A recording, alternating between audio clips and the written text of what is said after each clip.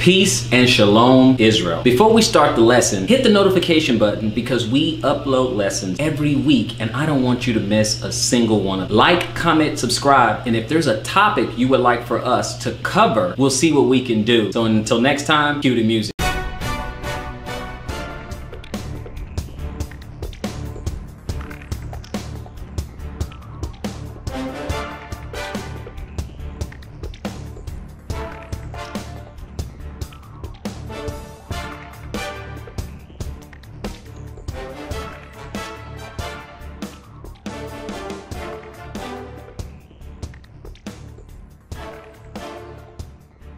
All praises to the Most High God of Abraham, Isaac, and Jacob. And peace to everyone joining us on this program. This is the Fountain of Israel Bible Studies program. And speaking of Abraham, that is the topic and subject of our lesson today. Abraham, three great sons, or three nations. We're going to talk about the nations that came out of Father Abraham. We're going to talk about all of those. We're going to take a little quick pick at all of them, and of course we all know the promise, the people that the promise of Abraham got passed down to. That's no secret. We know that's Israel. But we want to take some steps and look at a few how it came to that point. They're just his chosen people. But we want to look and see what he has done for each of these different groups that we're going to talk about, these different nations. We're going to look at, what he has done, what he has promised to them, and what each of these nations has got coming to them. Remember, these are the words from the scriptures. These are not my words, okay? These are the words that we're going to get out of the scriptures. What is promised, what happened before, what has happened in first century, what they were talking about, what Paul was talking about first century in some of his letters, and what is yet to come. That's what we're going to talk about. The three great nations of Abraham. Okay, with that being said, we're going to start in the scriptures. Let's go over to the New Testament, or the Brit Hadashah, and start in Romans. We're going to start in Romans, and I would like to start over in chapter 4 of Romans. I want to start at Romans chapter 4, and I'll start all the way down to verse 16 in Romans. Okay? So again, that's Romans chapter 4, verse 16. Let the Bible speak. Therefore, it is of faith that it might be by grace, to the end the promise might be sure to all the seed, not to that only which is of the law, but to that also which is of the faith of Abraham, who is the father of us all. Okay, so this promise, it is promised to a particular people, but there are others who can, by faith, be grafted into the promise. But guess what? Israel first. Continue at verse 17.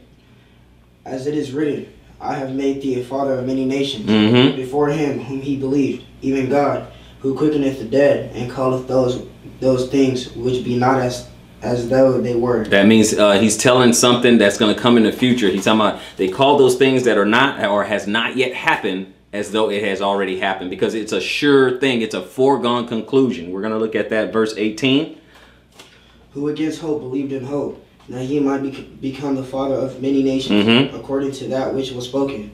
So shall these seed be. Go ahead. And being not weak in faith, he considered not his own body now dead, when he was about 100 years old, neither yet the deadness of Sarah's womb. Yep.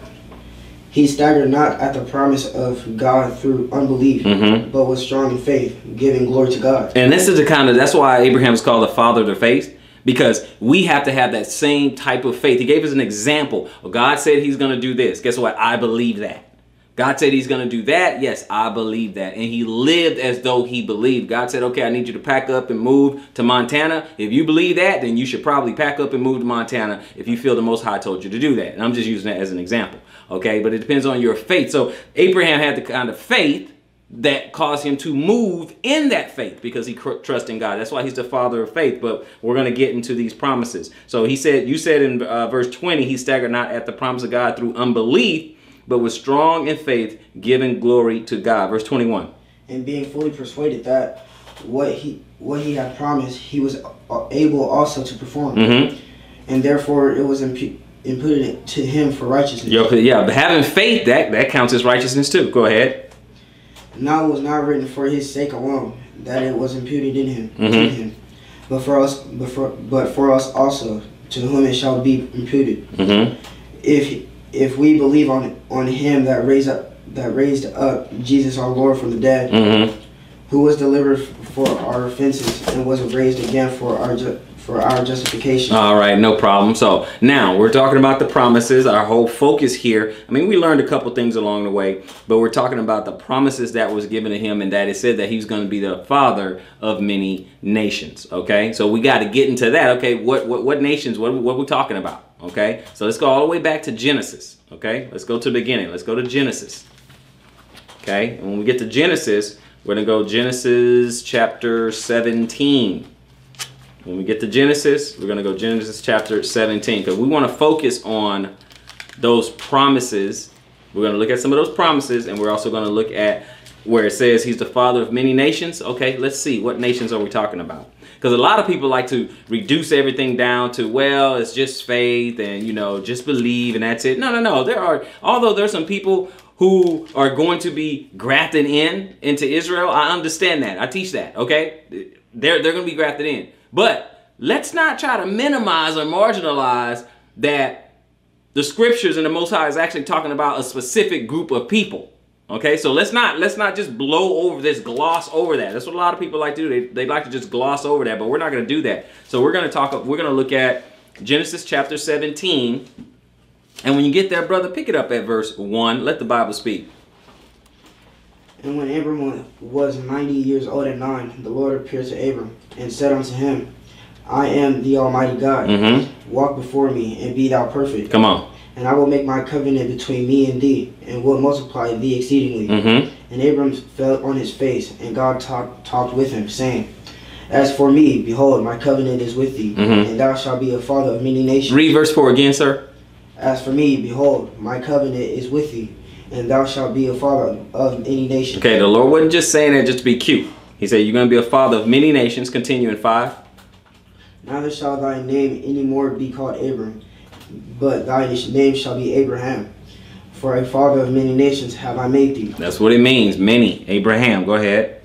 And I will make thee exceeding fruitful, and I will make nations of thee, and kings shall come out of thee. Come on. And I will establish my covenant between me and thee, and thy seed after thee in their generations for an everlasting covenant. Mm-hmm. So you had Saul, because you're going to have many nations and kings going to come out of thee. You know, you had Saul, you had David, you had Solomon, Rehoboam, Jeroboam, Absalom. I mean, just keep going. Okay, you could just keep going. There's a lot of kings that came out of Abraham as a nation. Okay, and you said, and the king shall come out of thee. In 7, you said, I will establish my covenant between me and thee and thy seed after thee in their generations for everlasting covenant. Go ahead, continue. To be a God unto thee and to thy seed after thee. Go ahead. And I will give unto thee and to thy seed after thee the land wherein thou art a stranger, all the land of Canaan, for an everlasting possession. Mm-hmm. And I will be their God. Mm-hmm. And God said unto Abraham, Thou shalt keep my covenant therefore, thou and thy seed after thee in their generations. And this is my covenant which ye shall keep between me and you and thy seed after thee. Every man child among you shall be circumcised. And ye shall circumcise the flesh of your foreskin. And it shall be a token of the covenant betwixt me and you. And he that is 8 days old shall be circumcised among you. Come on. Every man child in your generations. He that is born in the house or bought with money of any stranger, which is not of thy seed. Go ahead. He that is born in thy house, and he that is bought with thy money, must needs be circumcised. My covenant shall be in your flesh for an everlasting covenant. And the uncircumcised man child whose flesh of his foreskin is not circumcised, and that thou shalt be cut off from his people. He hath broken my covenant. And God said unto Abraham, as for... Where you at in 14? He said, and the uncircumcised man child whose flesh of his foreskin is not circumcised, that shall be cut off from among his people. He had broken my covenant, and he had broken my covenant. And then in 15, you said, and God said unto Abraham, as for Sarai, thy wife. As for Sarai thy wife, thou shalt not call her name Sarai, but Sarah shall be her name. And I will bless her and give thee a son, also of her. Yea, I will bless her, and she shall be a mother of nations. Kings of people shall be of her. Then Abraham fell upon his face and laughed, and said in his heart, shall a child be born unto him that is 100 years old? And shall Sarah, that is 90 years old, bear? And Abraham said unto God, O that Ishmael might live before thee. And God said, Sarah thy wife shall bear thee a son indeed, and thou shalt call his name Isaac. And I will establish my covenant with him for an everlasting covenant, and with his seed after him. And as for Ishmael, I have heard thee. Behold, I have blessed him, and will make him fruitful, and multiply him exceedingly. 12 princes shall he beget. What? And I will make him a great nation. But my covenant will I establish with Isaac. Ah, very key, very key. Now, he said, as for Ishmael, I have heard of thee. Behold, I bless thee, and I will make him fruitful and multiply him exceedingly. 12 princes shall he beget. So there was 12 princes. There's 12 tribes of Israel. There's 12 princes of Ishmael. Okay, he didn't say 12 kings, but you know, you guys kind of see what is going there, or what's going on there. 12 even with Esau, and we'll get to him too. That was like 12 dukes, so to speak. So you have 12 princes shall he beget, and I will make him a great nation. So the kingdom of Ishmael is a great nation. It's a great nation today, and they grew from that. So we're going to see what happened to them. He said, but in 21, my covenant will I establish with Isaac, which Sarah shall bear unto thee at this set time in the next year. Okay, continue, 22. And he left off talking with him, and God went up from Abraham. And Abraham took Ishmael, his son, and all that were born in his house, and all that were bought with his money, every male among the men of Abraham's house. And did what? And circumcised the flesh of their foreskin in the self same day, as God had said unto him. Okay, now check this out before you continue. Like he said, everyone in his house. So even the Ishmaelites had to be circumcised as well. And it's a token of the covenant. It's part of the deal. Now you have people, you know, they try to go in the New Testament. This is not about circumcision, but they go in there and say, yeah, you know, you don't have to be circumcised anymore or whatever. But part of the verse also says that if you are, you know, uncircumcised, don't let them be uncircumcised. And then he said, if you circumcise, don't become uncircumcised. How can you go the other way? But that's another lesson. Okay, how can you be circumcised and then not be circumcised? So you can't be physical in one sense and then metaphysical in another sense, and we're talking about the same thing in the same sentence. Okay, so but that's a different lesson. Just understand how this covenant was handed down. Started with Abraham, these promises, and then he said, okay, listen, the promise is going to pass on to Isaac, not Ishmael. Something similar happened with Jacob and Esau, and we're going to look at that. Okay, in verse 24, and it says, and Abraham was what? And Abraham was 90 years old and 9 when he was circumcised in the flesh of his foreskin. And Ishmael his son was 13 years old when he was circumcised in the flesh of his foreskin. In the selfsame day was Abraham circumcised, and Ishmael his son, and all the men of his house, born in the house and bought with money of the stranger, were circumcised with him. Everybody got circumcised to be a part of this covenant, okay? To be a part of all this, everyone was circumcised same day. If you're going to have the faith of Abraham, you're going to take the actions of Abraham. But that does not stop the promises, okay? That did not stop the promises. It's not going to hinder the promises. The promise is going to go down and get to the people who he said going to get the promises. So that's what we're dealing with. Now, we are still in Genesis 17, but I want to back it up just a little bit. Go back one chapter, Genesis 16.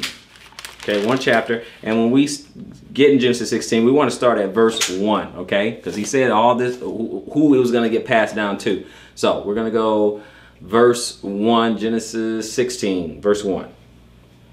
Now Sarai, Abram's wife, bare him no children, and she had an handmaid, an Egyptian, whose name was Hagar. And Sarai said unto Abram, behold, now the Lord hath restrained me from bearing. I pray thee, going unto my maid. It may be that I may obtain children by her. And Abram hearkened to the voice of Sarai. And Sarai, Abram's wife, took Hagar, her maid the Egyptian, after Abram had dwelt 10 years in the land of Canaan. and gave her to her husband Abram to be his wife. Okay, because she wanted Abram. She understand that the Lord was with Abram, and she wanted him to bear children. And he's like, you know, she's like, I'm your wife. I can't have kids. Here, take my handmaid, make her your wife, have some kids. Okay, so because she just wasn't, it wasn't about her. Okay, she just wasn't selfish, you know, it just wasn't about her. She made it about what the Most High was speaking and dealing with Abraham about. And so, hey, she said, hey, take my handmaid and make her your wife. And he said, and Sarai, Abram's wife, took Hagar, what, in verse 3, right? Mm-hmm. Did you read 3 already? Yes. Go to 4. And he went in unto Hagar, and she conceived. Mm-hmm. And when she saw that she had conceived, her mistress was despised in her eyes. Okay. And Sarai said unto Abram, my wrong be upon thee. I have given my maid into thy bosom. Mm-hmm. And when she saw that she had conceived, I was despised in her eyes. Mm-hmm. And the Lord judged between me and thee. Mm-hmm. And Abram said unto Sarai, behold, thy maid is in thy hand. Mm-hmm. Do to her as it pleaseth thee. And when Sarai dealt hardly with her, she fled from her face. Mm-hmm. So now jealousy kicks in, and now Sarah feels some type of way because all this time she couldn't bear children, and just a second ago I was giving Sarai praise because she was like not being selfish or anything like that. Okay, Abraham should have kids and all that. But then when Hagar was able to easily conceive, then jealousy started creeping in. Okay, she let that spirit of jealousy get on her, and she dealt with her harshly. But what happened in verse 7? And the angel of the Lord found her by a fountain of water in the wilderness, by the fountain in the way of Shur. Mm-hmm. And he said, Hagar, Sarai's maid, whence camest thou? Mm-hmm. And whither wilt thou go? And she said, I flee from the face of my mistress Sarai. Mm-hmm. And the angel of the Lord said unto her, return to thy mistress, and submit thyself under her hands. Mm. And the angel of the Lord said unto her, I will multiply thy seed exceedingly, that it shall not be numbered for multitude. Mm. And the angel of the Lord said unto her, behold, thou art with child, and shalt bear a son, mm-hmm. and shalt call his name Ishmael, Mm-hmm. because the Lord hath heard thy affliction. Mm-hmm. And he will be a wild man, his hand will be against every man, and mm-hmm. every man's hand against him. Mm-hmm. And he shall dwell in the presence of all his brethren. Mm-hmm. And she called the name of the Lord that spake unto her, Thou God seest me. For she said, I also here looked after him that seeth me. Mm-hmm. Wherefore the well was called Bethel. Keep going, just pass it. Behold, it was between Kadesh and Bered. Mm-hmm. And Hagar bare Abram a son. Mm-hmm. And Abram called his son's name, mm-hmm. which Hagar bare Ishmael. Ishmael, go ahead. And Abram was 86 years old, mm-hmm. and Hagar bare Ishmael to Abram. Mm-hmm. So somewhere about like 86 years old, roughly, something like that. And that's when Ishmael came out. So that's where we get the Ishmaelites. Okay, that's where they come from. Commonly, we say that they're Arabs. Okay, commonly we usually say that they're Arabs. Okay, so let's keep going, and let's go to Genesis 12. We're still in 12. We're just going to back it up a little bit more. So back it up, back it up, back it up. All right. So we're just looking at the story as it unfolds a bit, but we're going to go back 12. And let's just read the first 5 verses. Okay. Verse 12. Starting from verse 1. First 5 verses. Now the Lord hath said unto Abram, Get thee out of thy country, and from thy kindred, mm-hmm. and from thy father's house, unto the land that I will show thee. Mm-hmm. And I will make of thee a great nation, and I will bless thee, and make thy name great, and thou shalt be a blessing. And I will bless them that bless thee, mm-hmm. and curse him that curseth thee. Mm-hmm. And in thee shall all families of the earth be blessed. Mm-hmm. So Abram departed, as the Lord had spoken unto him, and Lot went with him. And Abram was 75 years old when he departed out of Haran.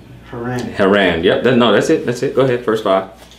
And Abram took Sarai his wife, and Lot his brother's son, mm-hmm. and all their substance that they had gathered, and the souls that they had gotten in Haran. And they went forth to go into the land of Canaan, and into the land of Canaan they came. Okay, so they went to Canaan. Okay, so you have Abraham, Lot, and everybody with them. They packed up everything and they went to the land of Canaan. Okay, so that's what we have there. We know later, because we just read in 16, we know later that Hagar bare him a son. You know, Sarai, who's now called Sarah, got jealous after she conceived so easily or whatever. Sarah got sent out of the house, and then and she was upset, obviously in distress, and the angel of the Lord came to her and said, "Look, don't worry about it. We're gonna make a great nation out of you. Don't worry." So like he said, he's gonna bless him. So Ishmael was blessed. He became a great nation. A lot of princes came out of him. Everything wasn't all bad for them. Everything was fine. We're still in Genesis. We're looking at the accounts. Go to Genesis chapter 21, if you will. Okay, let's look at chapter 21. We're just looking at it unfold a bit. Okay, chapter 21. And when we get to chapter 21, we're going to look at this again, and we're going to start at verse 1. Okay, 21, verse 1. Go ahead. And the Lord visited Sarah as he had said, Mm-hmm. and the Lord did unto Sarah as he had spoken. Mm-hmm. For Sarah conceived and bare Abraham a son in his old age. Indeed. At the said time of which God had spoken to him. Mm-hmm. And Abraham called the name of his son that was born unto him, whom Sarah bare to him, Mm-hmm. Isaac. Mm-hmm. And Abraham circumcised his son Isaac, being 8 days old, Mm-hmm. as God had commanded him. Mm-hmm. And Abraham was 100 years old when his son Isaac was born unto him. Mm. And Sarah said, God hath made me to laugh, so that all that hear will laugh with me. Mm. And she said, Who would have said unto Abraham that Sarah should have given children suck? Mm-hmm. For I have borne him a son in his old age. She's basically saying, I'm really happy. You know, I'm old. I'm in my 90s. You know, I'm old. But yet I had a baby, and God has made me to laugh. You made me very, very happy. And everybody around here, everyone around me, they're happy for me, is what he's saying. She's saying, hey, they're happy for me. Who would have thought at 90 years old I would have a baby, and I'll be breastfeeding the baby right now? Yay, you know. So she's kind of happy in that sense. Go ahead. And the child grew and was weaned, and Abraham made a great feast the same day that Isaac was weaned. So you can have a celebration. You can mark a momentous occasion. Okay, so he just had a great feast. Y'all saw that? Okay, verse 9. And Sarah saw the son of Hagar, the Egyptian. Because Hagar came back. Remember, Hagar was sent away, but then he says, then the Lord said, "Oh no, go back to your mistress. Go ahead." Which she had born unto Abraham, mocking. So 13 years later, Hagar started mocking. Okay, so we can't just gloss over that. That's the reason why. And you said in verse 9, he said, and Sarah saw the son of Hagar, the Egyptian, which she had born unto Abraham, mocking. Okay, go ahead. Wherefore she said unto Abraham, Cast out this bondwoman and her son, Mm-hmm. for the son of this bondwoman shall not be heir with my son, Mm-hmm. even with Isaac. Go ahead.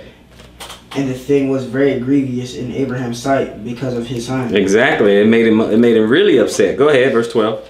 And God said unto Abraham, Let it not be grievous in thy sight because of the lad, Mm. and because of thy bondwoman. Mm-hmm. And all that Sarah hath said unto thee, hearken unto her voice. For in Isaac shall thy seed be called. And Isaac shall thy seed be called. Don't worry about that, you know. Hagar was wrong. I mean, well, Hagar's son was wrong for mocking. You know, that was not cool whatsoever. 13. And also of the son of the bondwoman will I make a nation, Mm-hmm. because he is thy seed. And Abraham rose up early in the morning and took bread and a bottle of water and gave it unto Hagar, Mm-hmm. putting it on her shoulder Mm-hmm. and the child, and sent her away. And she departed and wandered in the wilderness with Beersheba. of Bathsheba.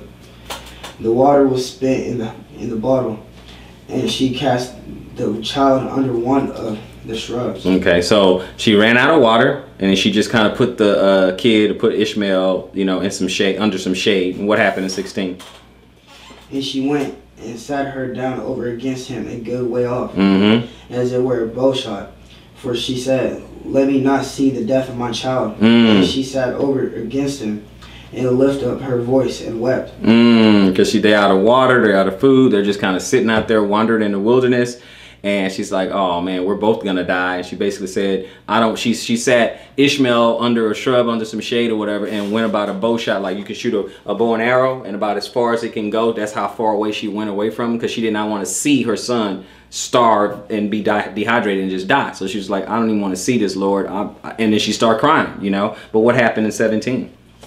And God heard the voice of the lad, and the angel of God called to Hagar out of heaven, Mm-hmm. and said unto her, What aileth thee, Hagar? Mm-hmm. Fear not, for God hath heard the voice of the lad where he is. Mm. Arise, lift up the lad, and hold him in thine hand, for I will make him a great nation. Ishmael will be a great nation. Go ahead, 19.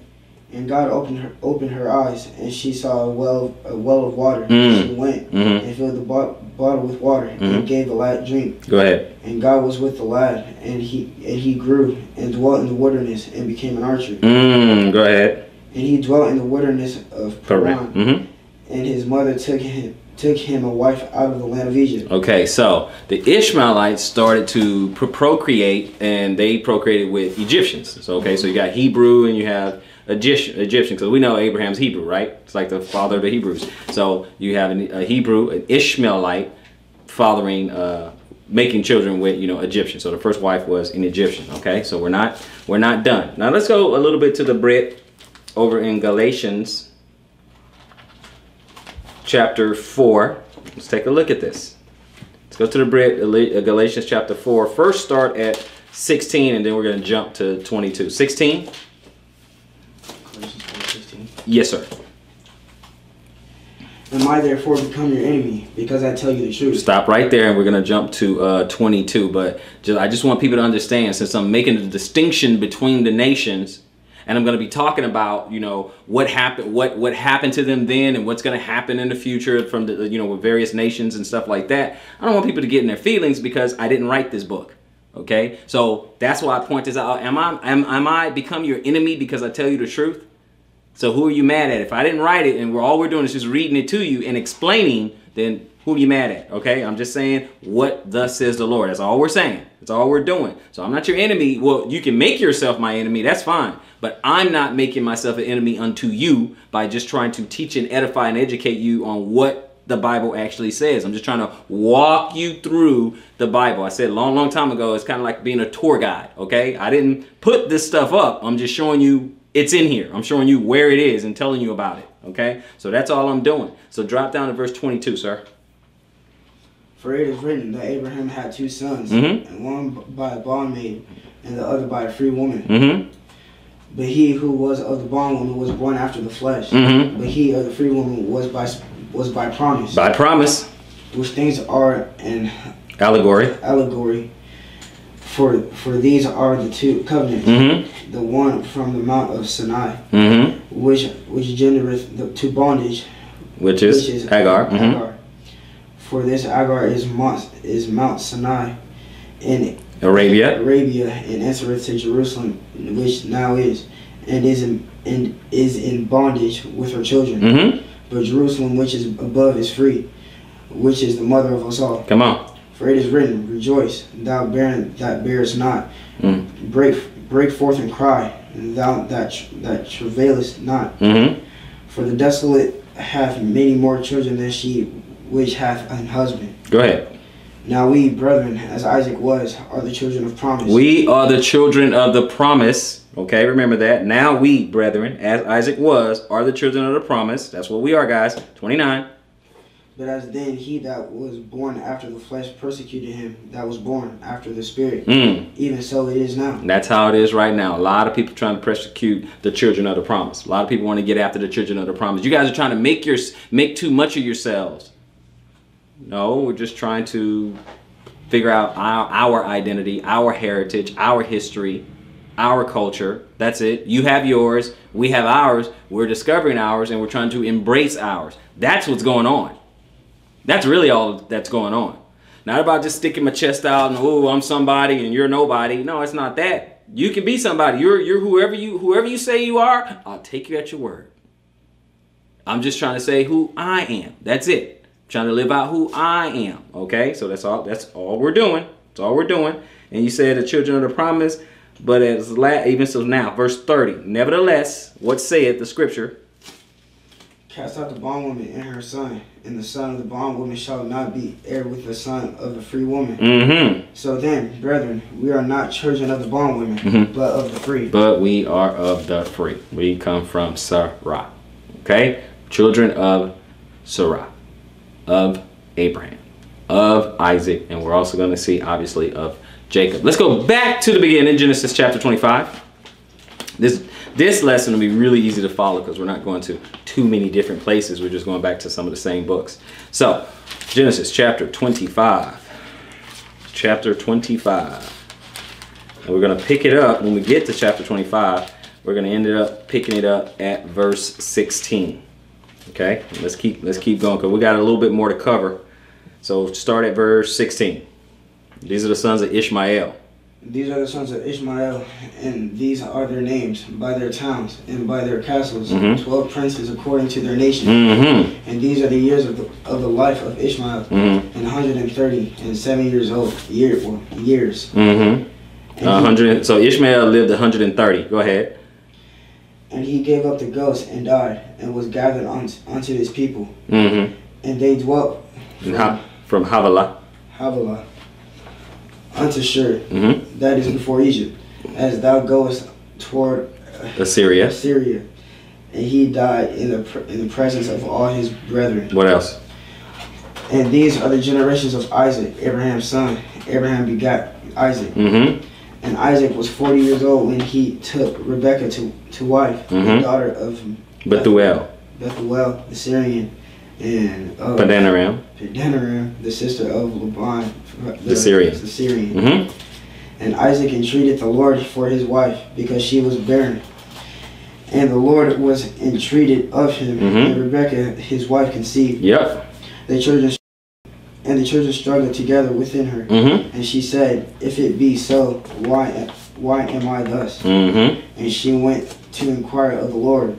And the Lord said unto her, 2 nations are in thy womb, and two manner of people shall be separated from thy bowels. What we would call races, like 2 races was in her womb. Okay, this woman had 2 races, 2 nations. It said 2 nations, 2 manner of people. Think about it. It says in 23, and said, the Lord said unto her, 2 nations are in thy womb, and 2 manner of people shall be separated from thy bowels. So 2 nations are going to come out of you. Okay, so there's going to be someone, the baby's going to come out looking one way. Okay, could be brown and woolly hair and all this other stuff, and another color, another nation is going to come out the other way. As with Esau, very reddish, okay, and hairy. Okay, so 2 different nations came out of one woman. Okay, it said 2 different nations, 2 different manner of people shall be separated from thy bowel, and the one people, okay, shall be stronger than the other people, and the elder shall serve the younger. Go ahead in verse 24. And when her days to be delivered were fulfilled, behold, there were twins in her womb. And the first came out red all over like a hairy garment. And they called his name Esau.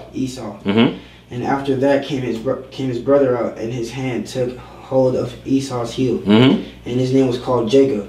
And Isaac was 80 years old when she bare them.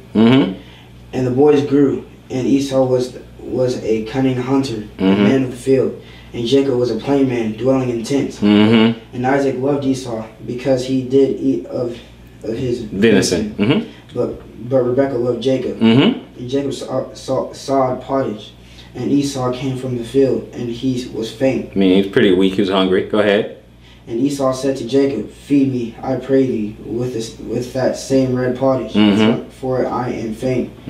Therefore was his name called Edom. Okay, so Esau is the father of Edom, or the Edomites, okay, or Idumeah, and we'll see that in the scripture. Okay, he's the father of a nation. See, that right there tells you right there it's a different nation. Okay, he's a father. Therefore, was his name called Edom? Verse 31. Go ahead. And Jacob said, Sell me this day thy birthright. And Esau said, Behold, I am at the point to die. And what profit shall this birthright do to me? Okay, now he had a birthright. Obviously Isaac needed to give to him, and he's like, okay, sell me your birthright. Now we already know the promise was made to Jacob anyway. Okay, well, we already know the promise was made to Jacob anyway, but we're just looking at what happened. Esau coming in out the field, he's about to faint, he's hungry or whatever, and he said, all right, I'll give you this, sell me your birthright.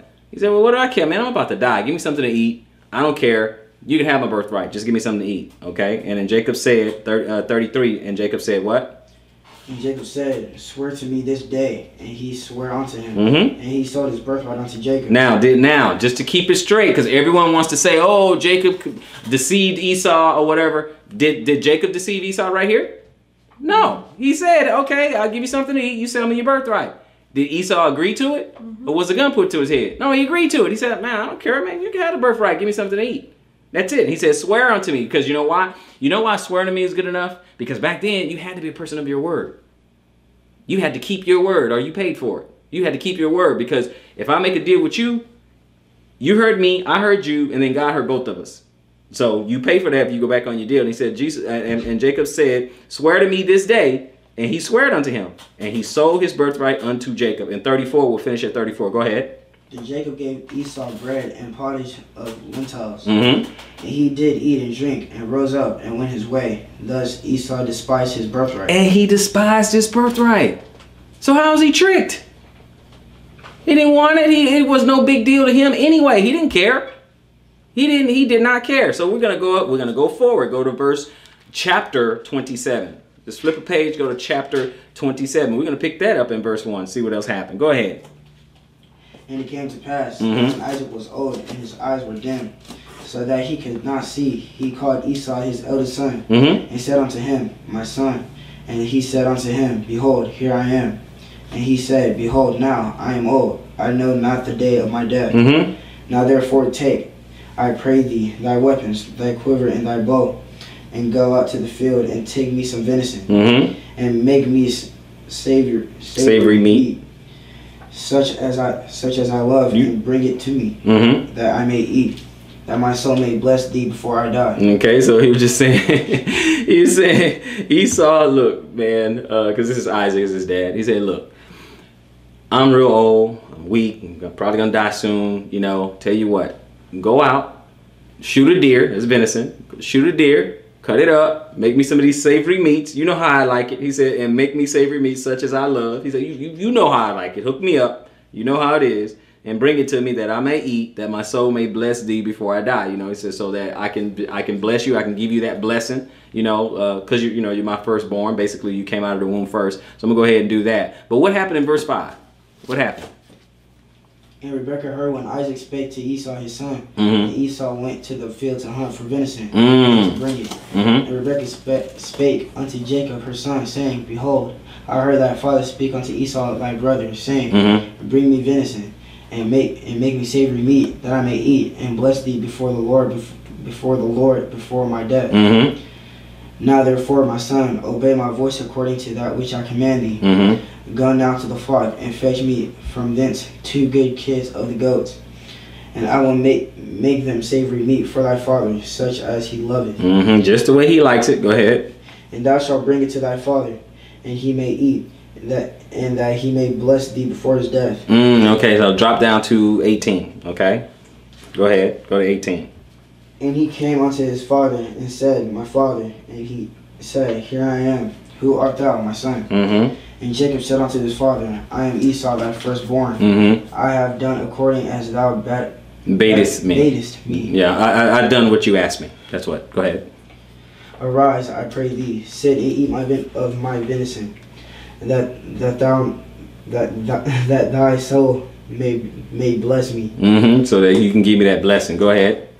And Isaac said unto his son, How is it that thou hast found it so quickly, my son? And he said, because the Lord thy God brought it to me. And Isaac said unto Jacob, come near, I pray thee, that I may feel thee, my son, whether thou be my very son Esau or not. Isaac was like, something's kind of fishy. You don't sound like Esau, but okay. Because I don't know how you even got that quick, but okay, let's see. Verse 22. And Jacob went near unto Isaac his father, and he felt him, and said, the voice of Jacob's voice, but the hands are the hands of Esau. And he discerned him not, because his hands were hairy, like his brother Esau's hands. So he blessed him. Right. And he said, art thou my very son Esau? He said, I am. And he said, bring it near to me, and I will eat of my son's venison, that my soul may bless thee. And he brought it near to him, and he did eat. And he brought him wine, and he drank. And his father Isaac said unto him, come near now, and kiss me, my son. He said, he still, something just didn't feel right. He like, okay, the voice doesn't sound like, you sound like Jacob. You don't sound like Esau, but yeah, let me touch your hand. Okay, that felt like Esau. He said, well, come here, let me kiss you. Because he wanted to investigate this whole thing. He said, man, something don't sound right. Because Isaac is pretty much blind at this point. He can't really see it all. But go ahead. 24. Oh, I'm sorry, 25. Go ahead. And he said, bring it near to me, and I will eat of my son's venison, that my soul may bless thee. And he brought it near to him, and he did eat. And he brought him wine, and he drank. And his father Isaac said unto him, come near now and kiss me, my son. And he came near and kissed him. And he smelled the smell of his raiment and blessed him. And said, see, the smell of my son is as the smell of a field which the Lord hath blessed. Therefore God gave thee of the dew of heaven, and the fatness of the earth, and plenty of corn and wine. Let people serve thee, and nations bow down to thee. Be Lord over thy brethren, and let thy mother's son bow down to thee. Cursed be everyone that curseth thee, and blessed be he that blesseth thee. And it came to pass, as soon as Isaac had made an end of blessing Jacob, and Jacob was yet scarce gone out. He had just left. Go ahead. From the presence. Go ahead. The presence of Isaac his father, that Esau his brother came in from his hunting. What happened? And he also had made savory meat, and brought it unto his father, and said unto his father, go ahead. let my father arise and eat of his son's venison, that thy soul may bless me. Now, can we pause just for a second there? Okay. So as soon as Jacob left, now, in fairness, Jacob was pretending to be Esau. But as we read in the chapters before, we saw that, one, Rebekah knew that the promise was to Jacob already. So she already knew that. Two, we saw that Esau sold his birthright to his brother Jacob, right? And now we see Esau trying to come in here and collect his birthright, which is the blessing and the promise. We see him trying to collect it. But just in the last chapter, you sold it. So why are you coming to collect it? Now, who's being deceptive now? You see? So everyone keeps saying, well, yeah, Jacob, he tricked his father. Well, first of all, the promise was made to him anyway. Okay? It was his anyway. First, when Rebekah heard it, from the Most High, and then it was made, and then, so that's one. Two, when Esau sold it to Jacob directly for pottage, that's two right there. Esau comes in here, try to get something he already sold. Notice he's not going to say, oh, Dad, about that blessing, I sold it to my younger brother. Don't worry about it. He didn't say that, now did he? He was about to collect. And then when he can't collect, he gets mad. But go ahead, 32. And Isaac his father said unto him, who art thou? And he said, I am thy son, thy firstborn Esau. And Isaac trembled very exceedingly and said, who? Where is he that hath taken venison and brought it me? And I have eaten of all before thou camest, and have blessed him. Yea, and he shall be blessed. Yep, because you can't take back your words. Go ahead. And when Esau heard the words of his father, he cried with a great and exceeding bitter cry, and said unto his father, bless me, even me also, O my father. And he said, thy brother came with subtlety, and hath taken away thy blessing. And he said, is not he rightly named Jacob? For he had supplanted me these 2 times. Two times. Wow. Go ahead. He took away my birthright, and behold, now he hath taken away my blessing. Wait. He took away the birthright. He sold it. And he took away the blessing, which was promised to Jacob in the first place. So somebody's being deceptive. But everyone want to say that Jacob is the one being deceptive. But go ahead. And he said, hast thou not reserved a blessing for me? He says, is there another blessing or something like that? But Isaac said 37. What did he say? And Isaac answered and said unto Esau, behold, I have made him thy lord, and all his brethren have I given to him for servants, and with corn and wine have I sustained him. And what shall I do now unto thee, my son? And Esau said unto his father, hast thou but one blessing, my father? Bless me, even me also, O my father. And Esau lifted up his voice and wept. Man, he was upset. Go ahead. And Isaac his father answered and said unto him, behold, thy dwelling shall be the fatness of the earth, and of the dew of heaven from above. And by thy sword shalt thou live, and shalt serve thy brother. And it shall come to pass, when thou shalt have the dominion that thou shalt break his yoke from off thy neck. And what happened in 41? And Esau hated Jacob because of the blessing wherewith his father blessed him. Mm-hmm. And Esau said in his heart, the days of mourning for my father are at hand. Mm-hmm. Then will I slay my brother Jacob. Okay, so after our dad dies, I'm going to chill for now. I'm going to be cool. I'm going to chill. But after our dad dies, I'm going to kill my brother. That's basically what he's saying. Because my brother stole all this from me. Even though we saw, okay, we know who the promise belongs to. It belongs to Jacob anyway.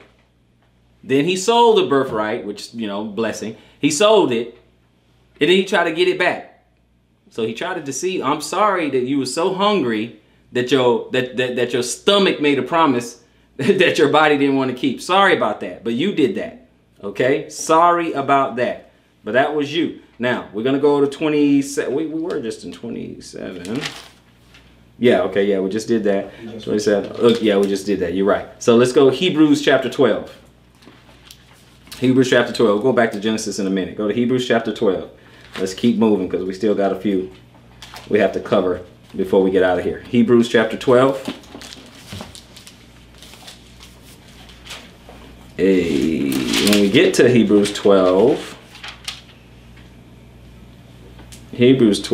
we're going to start at 14. Hebrews 12 and 14. Follow peace with all men and holiness, without which no man shall see the Lord. Mm-hmm. Looking diligently, lest any man fail of the grace of God, Mm-hmm. lest any root of bitterness springing up trouble you, Mm-hmm. and thereby many be defiled. Mm-hmm. Lest there be any fornicator or profane person as Esau, who for one morsel of meat sold his birthright. He sold his birthright. Go ahead. For ye know how that afterward, when he would have inherited the blessing, Mm-hmm. he was rejected, for he found no place of repentance, Mm-hmm.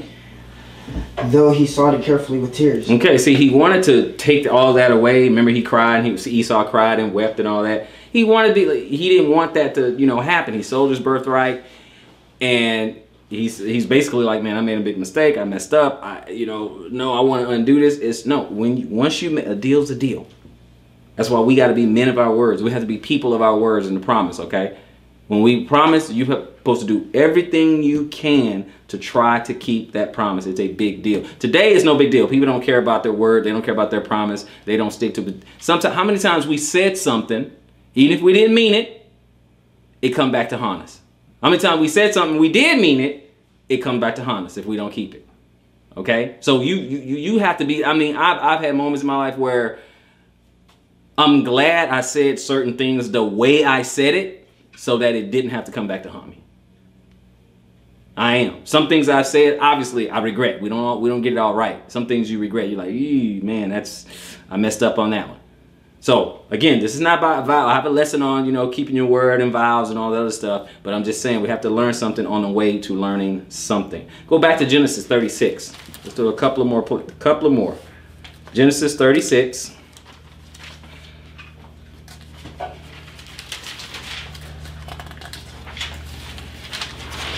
And start at verse 1 when you get there. Now we're going to talk a little bit about Esau. What happened with Esau? Start in verse 1. Genesis 36, verse 1. Now these are the generations of Esau, who is Edom. So that's where we get this Esau is Edom, okay? Because that's what it means. Go ahead. Esau took his wives of the daughters of Canaan, the daughter of Elon the Hittite, and Aholibama, the daughter of Anah, the daughter of Zibeon, the Hivite. The Hivite. And Bashemath, Ishmael's daughter, sister of Nebajoth.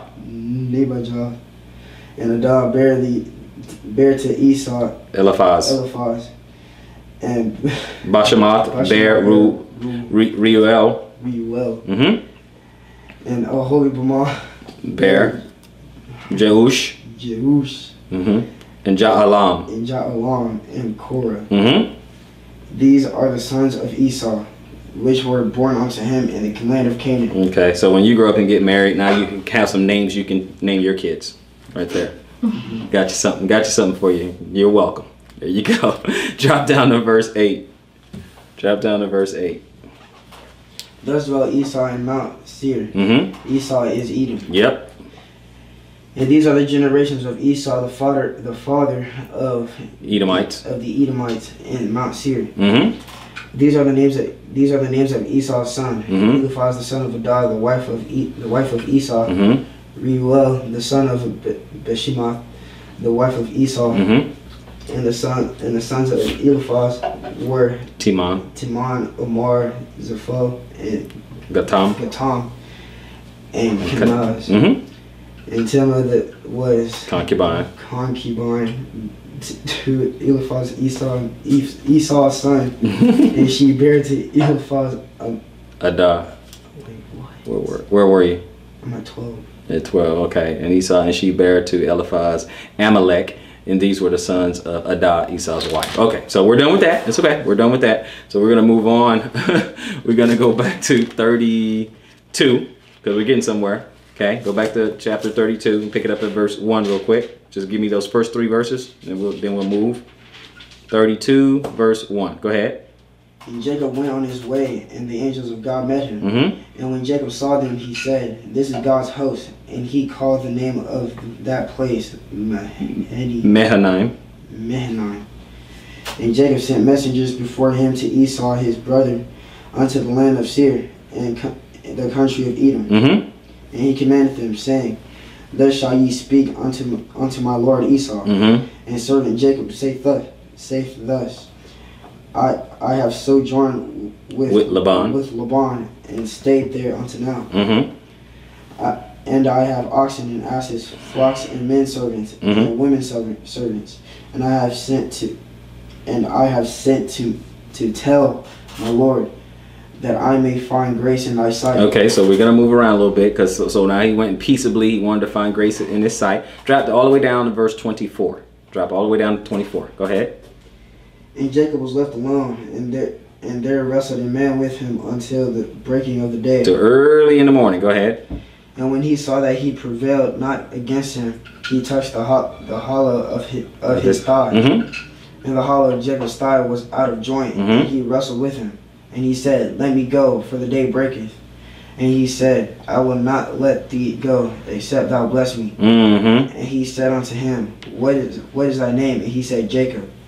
And he said, "Thy name shall be called no more Jacob, but Israel.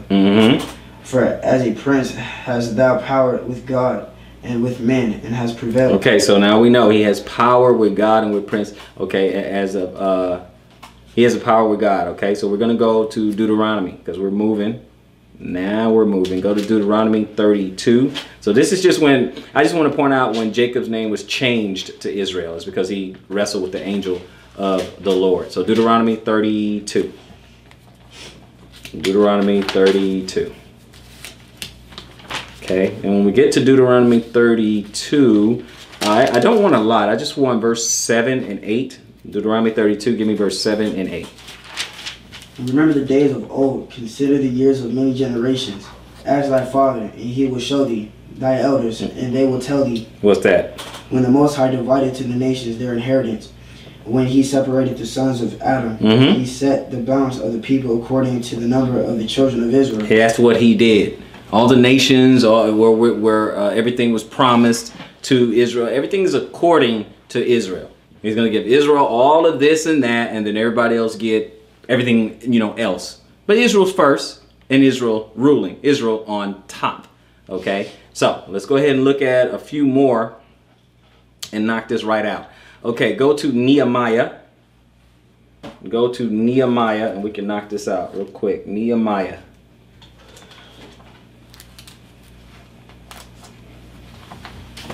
Nehemiah chapter 4. Nehemiah chapter 4. We're going to get a couple of verses. I only want 4 of them. So give me the first 2. Nehemiah chapter 4, verse 2. Actually, verse 1 and 2 in Nehemiah. Chapter 4, start at verse 1. But it came to pass that when Sanballat heard that we builded the wall, he was wroth, and took great indignation and mocked the Jews. And he mocked the Jews at that time. What else he said? And he spake before his brethren in the army of Samaria, and said, what do these feeble Jews? Will they fortify themselves? Will they sacrifice? Will they make an end in a day? Will they revive the stones out of the heaps of the rubbish which are burned? Right. So he's basically saying, you know, who do these Jews think they are? You know, what are they gonna start sacrificing and building up walls and protect themselves and all that stuff? Who are these, man? Who are these guys? Who do they think they are? Go to verse 7 and 8. Let's look at that. But it came to pass that when Sanballat and Tobiah and the Arabians and the Ammonites and the Ashdodites, good job, heard that the walls of Jerusalem were made up, and that the breaches began to be stopped, and then they were very wroth. You mad, bro? Verse 8. And conspired all of them together to come and to fight against Jerusalem and to hinder it. See, that's what they want to do. They keep trying to destroy. They've been trying to do it from the beginning. They've been wanting to destroy Jerusalem, and they wanted to, you know, knock it off and just kill the people of God. Just like right now, okay? Just like right now. That's what they want to do. They want to destroy the Most High. And it's not, look, it's not a new thing, okay? It is not a new thing whatsoever. They've been trying to do it. They're doing it now. It's just a different systematic approach of how to destroy them. You know, took your language, took your culture, took your heritage, took your identity, took everything, stripped you, took your humanity, stripped you, and tried to make you something that you are not. Cut them, they say, cut them off from being a people. And we're not. We're like one of the most divided nations. We don't get along very much. Okay? Sad. We don't know anything. We don't have the knowledge of self. We don't have what other people do. I mean, I'm looking at statistics talking about the black dollar. Okay? They say the black dollar stays in the black community like a day. And other people, like the Chinese dollar, it stays in their community, circulates throughout their community like 32 days. You know, and other nations, all the rest of them are high. Okay, all the rest of them are high. Us, we get our money. The black. So I need to get that statistic. If I find it, I'll put it on the screen for this lesson. I'll go get it. I'll show you the graph. It's very, very short. Okay, the black dollar stays in the black community very, very short. As soon as we get our money, we spend it with the other nations. The other nations, on the other hand, you can go with the Ashkenazi, that Jew nations. You get it, even the Latinos. It goes. They keep it. You know, the Spaniards, they keep their dollar longer. Okay, weeks and months. It circulates in their community because their community gets built up, but not Israel. Many people in Israel right now, they start businesses, and, you know, we don't really support each other. It just happens. Okay, I don't want to digress too much. We're going to keep on going with this lesson so we can start wrapping it up. We just read Nehemiah. Now, something is going to happen. Everyone's going to have to pay. Okay, there's going to be some people who have to pay. All right, you got some people who call themselves Jews and they are not, and they do have a recompense. All right, but not my words. Okay, not my words. Let's go to Obadiah. We don't go there very often, so let's go to Obadiah and see what he says going to happen to Obadiah. You got Hosea, Joel, Amos, then Obadiah. Obadiah is really only one chapter. Okay, Obadiah is just one chapter, so we're just going to read a little bit of it. Obadiah, start at verse 1, if you will. Obadiah, verse 1. The vision of Obadiah, thus saith the Lord concerning Edom. We have heard a rumor from the Lord, and an ambassador is said among the heathen. Arise ye, and let us rise up against her in battle. Okay, so we said we heard something. Verse 2, go ahead. Behold, I have made thee small among the heathen. Thou art greatly despised. Okay, so you know we're small around among the nations, and we are greatly despised. We are despised. Okay, drop down to verse 6, so we don't spend too much time over here. Go. What happened in verse 6? How are the things of Esau searched out? How are these hidden things sought up? Go ahead. All the men of thy confederacy have brought thee even to the border. The men that were at peace with thee have deceived thee, prevailed against thee. They that eat thy bread have laid a wound under thee. There is none understanding in him. Shall I not in that day, saith the Lord, even destroy the wise man out of Edom, and understanding out of the mount of Esau, and thy mighty men, O Teman, shall be dismayed, to the end that every one of the mount of Esau may be cut off by slaughter. Oh, so all the men of Esau may be cut off by slaughter. So that's what's going to happen to Esau. Go ahead. Verse 10. For thy violence against thy brother Jacob, shame shall cover thee, and thou shalt be cut off forever. Shall be cut off forever. Verse 11. In the day that thou stoodest on the other side, in the day that the strangers carried away captive his forces, and foreigners entered into his gates, and cast lots upon Jerusalem, even thou was as one of them. You were just like one of them. So Esau saw his brother go from captivity to captivity and just stood by, looking, laughing, even helping the enemy, even helping them. Okay. So guys, hey, that's Esau. He said that's your brother and you're doing that. Okay, that's your brother and you do. That might be why the Lord said, Jacob have I loved and Esau have I hated. That might be why. Because you didn't help your brother at all. In fact, you were clapping. You promised. We saw Esau promise, hey, when our dad died, I'm going to kill my brother. So from day one, Esau hated his brother, right? From day one. So that might be why this is happening. Go to verse 12 so we can keep moving. We got a few places and we're done. Go to verse 12. But thou shouldest not have looked on the day of thy brother in the day that he became a stranger. Neither shouldest thou have rejoiced over the children of Judah in the day of their destruction. You shouldn't have laughed. You shouldn't be making fun. Go ahead. Neither shouldest thou what? Neither shouldest thou have spoken proudly in the day of distress. Yeah, and they spoken proudly. They were happy that this happened to Israel. Go ahead. Thou shouldest not have entered into the gate of my people in the day of their calamity. Yea, thou shouldest not have looked on their affliction in the day of their calamity, nor have laid hands on their substance in the day of their calamity. Oh, they stole their substance too? They stole stuff from them when they were getting ransacked and killed and drug off into captivity to captivity and all that, and they sat by and laughed. Okay, verse 14. Neither shouldest thou have stood in the crossway to cut off those of his that did escape. Yeah, some of them tried to escape the slaughter, and Esau just stood in the way. No, where are you going? Your destruction is that way. Go back the other way. Go ahead. Go ahead.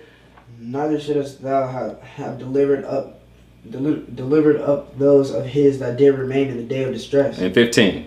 For the day of the Lord is near upon all the heathen. As thou hast done, it shall be done unto thee. Thy reward shall return upon thine own head. Don't get mad at me because that's what's said. We're going to read one more verse out of here, which is the last one, 21. Read that and we're out of here. We're going to go to another place. Finish up. Go ahead.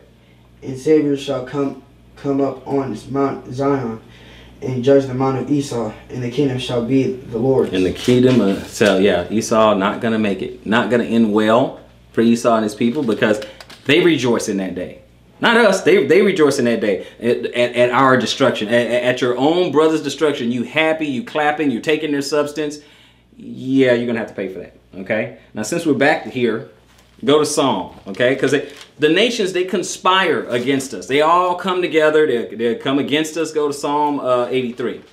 They all came together just to see Israel fall, just to mock and persecute. Laugh, mock, jeer, all those things, okay? Go ahead, Psalm 83. Start at verse 1. Start at verse 1. Go ahead. Keep not thou silence, O God. Hold not thy peace, and be not still, O God. For lo, thine enemies make a tumult. They make a ruckus, they make a fuss. Go ahead. And they that hate thee have lifted up the head. What happened? They have taken crafty counsel against thy people. What'd they say? And consulted against thy hidden ones. And they said what? They have said, come and let us cut them off from being a nation. That the name of Israel may be no more in remembrance. And how many people are asleep to the fact of who Israel really is? Who they really are? A lot of people sleep, don't know who they are, whatever. Because they did a good job. Let's cut this whole Israel thing right. People don't call themselves Israel. I mean, we call ourselves Israelite now. But people over there, they're Israelis. Okay, no one. The other people, they don't call themselves Israelites. They call themselves Jews. Okay, so let's just cut them off from being a nation. All these other nations came together. Let's cut them. Let's wipe these guys off the face of the earth. At least cut their name off. Okay, so that the name of Israel may be no more in remembrance. Verse 5. Go ahead. For they have consulted together with one consent. What else? They are confederate against thee. Yeah, they are. Go ahead. The tabernacles of Edom and the Ishmaelites Mm-hmm. of Moab and the Hagarenes. Okay. So Edom and so the Edomites are against us. The Ishmaelites are against us. Okay. In verse 7, Gabal and what? Gabal and Ammon Uh-huh. and Amalek. Mm-hmm. The Philistines. The Philistines with the inhabitants of Tyre. Mm-hmm. Sir, also is joined with them. Mm-hmm. They have hoping the children of Lot. Mm-hmm. Salah. Mm-hmm. Do unto them as unto the Midianites, as to Sisera, as to Jaban, at the brook of Kison, mm-hmm. which perished at Endor. They became as dung for the earth. Mm-hmm. Make their nobles like Oreb, and like Zeb. Yea, all their princes of Zebah and as Zalmunna, who said, Let us take to ourselves the houses of God in possession. Go ahead. Oh my God, make them like a wheel, and as the stubble before the wind. What else? As the fire burneth the wood, and as the flames setteth the mountains on fire. Mm-hmm. So persecute them with thy tempest, and make them afraid of with thy storm. Mm-hmm. Fill their faces with shame, that they may seek thy name, O Lord. Mm-hmm. Let them be confounded and troubled forever. Mm-hmm. Yea, let them be put to shame and perish. Mm-hmm. That men may know that thou, whose name alone is Jehovah, art the most high over all the earth. Okay. So that's what he's just saying. All of them conspire together. They're trying to cut off Israel from being a nation. They did a good job. They did a great job. Okay. Let's cut them off from being a nation. But let's go to these last places in Revelation, because all that stuff is going to change. Go all the way to the end of the book. We're going to take these spots over here in Revelation. All right. So we're going to go. Some of you guys know the all too familiar spot. Go to chapter 2, verse 9. Just that one verse there.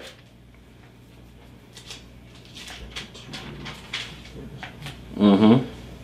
I know thy works and tribulation and poverty, but thou art rich. And I know the blasphemy of them which say they are Jews and are not, but are the synagogue of Satan. Okay, so you kind of have an idea who they are, but that's okay. We're not going to get into that. Verse 3 and verse 9. 3 and 9. Go ahead. Chapter 3, 9. Chapter 3, verse 9. What else? Behold, I will make them of the synagogue of Satan, which say they are Jews and are not, but do lie. Behold, I will make them to come and worship before thy feet, and to know that I have loved thee. Okay, so those other nations who think you're not anybody, you're nobody, and all that, I'm gonna make them come and serve you, bow before your feet and come and serve you. So the people who think you're nothing, you're trash, you're the lowest person on the totem pole, and all that other stuff, then they're gonna realize that, one, you're the people, and two, the Lord actually does love you. They're oh, they are the people. Surely we have inherited lies, as the scripture says. We were all fooled and duped. You're going to see a difference, brothers and sisters. You're going to see a difference. All right. Now, we're still in Revelation, so we got somewhere clear. Just go to chapter 6 real quick. Go to chapter 6 and start at 12. And I beheld when he had opened the sixth seal, and lo, there was a great earthquake, and the sun became black as sackcloth of hair, and the moon became as blood, and the stars of heaven fell unto the earth, even as a fig tree casteth her untimely figs, when she is shaken of a mighty wind. And the heaven departed as a scroll when it is rolled together, and every mountain and island were moved out of their places. And the kings of the earth, and the great men, and the rich men, and the chief captains, and the mighty men, and every bondman and every free man, hid themselves in the dens and in the rocks of the mountains. And said to the mountains and rocks, Fall on us, and hide us from the face of him that sitteth on the throne, and from the wrath of the Lamb. And the wrath of the Lamb. For the great day of his wrath is come, and who shall be able to stand? Now, who's going to be able to stand? Now, let's just go to our last place and close it out. The very last place we're going to is Isaiah 34. Okay, let's close it out right here at Isaiah. So when they say, okay, well, the great day of his wrath, all these things are going to be happening. All these calamities are going to be happening, and a lot of people are going to realize they messed up. A lot of people are going to realize they were on the wrong side of this thing. Okay, the Most High has a plan, it has a purpose, and he has a people. He has a plan, he has a purpose, and he has a people, and that plan is going to happen. Those promises are going to go to his people. And then whoever wants to be grafted into that. Isaiah 34. Go to chapter 34. But you got people who want to usurp everything, ignore everything. Oh, I didn't take all that. Oh, it didn't mean anything. Okay, fine. Okay, fine. But ultimately, everyone will find out. Okay? All bets will be settled at that time. Verse 34, pick it up in verse 1. Okay, and let's finish up here. Go ahead. Come near, ye nations, to hear, and hearken, ye people. Let the earth hear, and all that is therein, the world, and all things that come forth of it. Come on. For the indignation of the Lord is upon all nations, and his fury upon all their armies. He hath utterly destroyed them. He hath delivered them to the slaughter. Their slain also shall be cast out, and their stink shall come up out of their carcasses, and the mountains shall be melted with their blood. Yeah, and he said, and it shall. Okay, so this is still future. Go ahead, verse 4.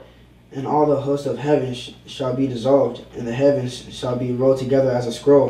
All their hosts shall fall down, as a leaf falleth off from the vine, and as a falling fig from the tree, from the fig tree. Same thing we read. The same thing we read in Revelation, that all these things are going to happen, and the signs in heaven, all those things. Verse 5. For my sword shall be bathed in heaven. Bathed in heaven. Behold, it shall come down upon Idumea. Y'all know that's Edom, right? Idumea, Esau, Idumea, Edom. Go ahead. That's all the same. Go ahead. And upon the people of my curse to judgment. Verse 6. The sword of the Lord is filled with blood. It is made fat with fatness, and with the blood of lambs and goats, with the fat of the kidneys of rams. For the Lord hath a sacrifice of Bozrah, and great slaughter in the land of Idumea. Oh, in the land of Edom, Idumea. Y'all look it up, okay? All right, the last two, 7 and 8. And the unicorn shall come down with them, and the bullocks with the bulls. And their land shall be soaked with blood, and their dust made fat with fatness. What else? For it is the day of the Lord's vengeance, and the year of recompense. Recompense. For what? For the controversy of Zion. For the controversy of Zion. Now, Zion, we know it's over there, the land of Jerusalem. There's a controversy there, and it's been a controversy for a long time. Aren't there people over there fighting right now? Who belongs who, citizenship, who the land belongs to, and all that other stuff. They're trying to fight for different rights and stuff like that. Got a bunch of people fighting for a land that's not theirs. Either one of them. So the Khazars are fighting, talking about, hey, you know what? It's our land, da da da. And the Israelis are over there fighting, say, hey, it's our land. It's neither one of them. That look like, to some, that's Esau or the Edomites and the Ishmaelites fighting over a land that's not theirs. How some classify it. Those people. But all bets will be settled. It'll all be settled. Pretty soon, it will all be settled. And some people are waking up. And you're going to notice, some people are waking up. And some people are speaking out. Some people are stepping up. We got to get with this program. I just wanted to kind of point out Abraham and the nations that came out of him, okay? Those nations, it's a number of nations, but, you have the Ishmaelites that came out of Abraham, okay? You have the Israelites that came out of Abraham, all Hebrew, and you got the Edomites came out of Abraham, all Hebrew, and it's a lot, like the sands of the sea, just like the Lord says, sands of the sea. But there's one that has the promise, and anyone else who wants to come along with this promise, they're welcome to. But you got to get with the program. Can't do it any other way. Can't sneak through the back door. Can't usurp your authority any other way. You have to get with the program. I hope someone's been edified with this lesson. So, until next time, search the scriptures and prove all things. Shalom, Israel.